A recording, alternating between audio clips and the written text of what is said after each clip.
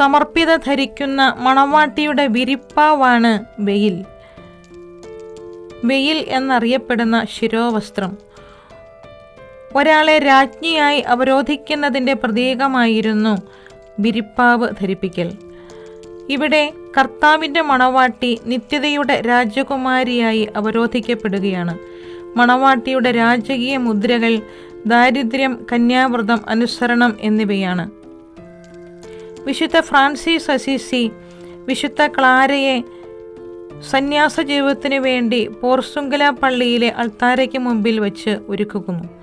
ലോകത്തിൻ്റെ ആശാപാശങ്ങൾ മുറിച്ചു മാറ്റുന്നതിൻ്റെ പ്രതീകമായി ക്ലാരയുടെ സുന്ദരമായ മുടി മുറിച്ച് നീക്കി പരുക്കൻ വസ്ത്രങ്ങൾ അണിയിച്ചു. അതിസമ്പന്ന ജീവിതത്തിൻ്റെ പ്രതീകങ്ങളായ രാജകീയ വസ്ത്രങ്ങളൊക്കെ മാറ്റിക്കഴിഞ്ഞപ്പോൾ എൻ്റെ ഭാരമെല്ലാം കുറഞ്ഞ് ഞാൻ തൂവൽ പോലെയായി എന്ന് ആഹ്ലാദത്തോടെ ക്ലാര പറഞ്ഞു. ഫ്രാൻസിസ് പറഞ്ഞു, ശരിയാണ് ക്ലാരെ, നീ ഇനി ദൈവത്തിൻ്റെ തൂവലാണ്, കനമില്ലാത്ത തൂവൽ. നഗ്നപാതയായി പരുക്കൻ വസ്ത്രത്തിൽ ക്ലാര അൾത്താരയിലേക്ക് നീങ്ങിയപ്പോൾ ഫ്രാൻസിസ് പറഞ്ഞു, ലോകത്തിൻ്റെ സകല വർണ്ണങ്ങളും നീ ഉപേക്ഷിച്ചപ്പോൾ നിനക്ക് നിത്യതയുടെ ഒരേയൊരു വർണ്ണം വന്നു ചേർന്നു. നിന്റെ ജീവനായ ക്രിസ്തു നിന്നിൽ പ്രകാശിക്കുന്നു.